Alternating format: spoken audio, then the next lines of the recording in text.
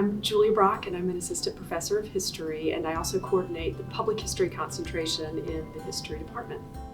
And my name is Robert Riter. I coordinate the Archival Studies program in the School of Library and Information Studies in the College of Communication and Information Sciences.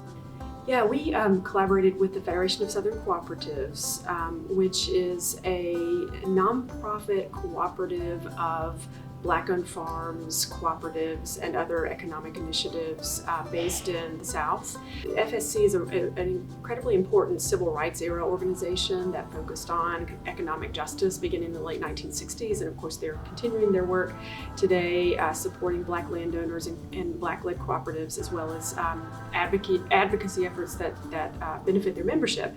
They have produced in their long life a lot of important archival records that tell their story. Sometimes in our field we use the phrase best practice is used quite a bit, but within the context of community archives, it's the best practice is the practice that's best for the organization, particularly for long-term sustainability. So that's been a lot of our focus, is kind of the conceptual piece, but then also just the initial preservation work that Dr. Brock did.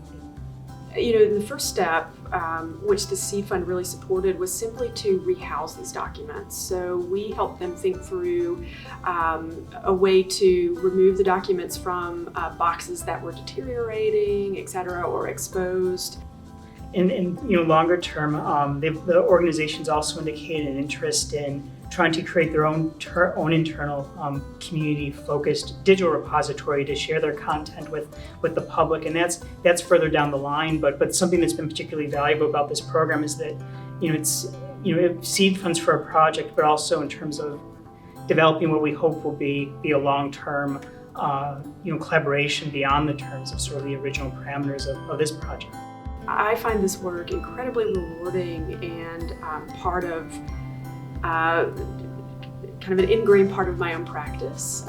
So intrinsically it has a lot of value, and I think it holds a lot of value for the university and the university's role in the community in the broader region. And archival work has become increasingly community focused, more about preservation through empowering others to preserve rather than taking materials from them. So in this case, working with community groups, it's helping to kind of build capacity within organizations so that they can really, exert over autonomy over their own sort of memorialization. That we are community members just as much as the people we partner with, and so it reminds us that though sometimes it feels like we exist in a bubble here on campus, that actually we're very much interconnected with our neighbors and organizations in the broader sort of local context and regional context. And I think it's just healthy to really try to grow relationships between the campus and outside partners.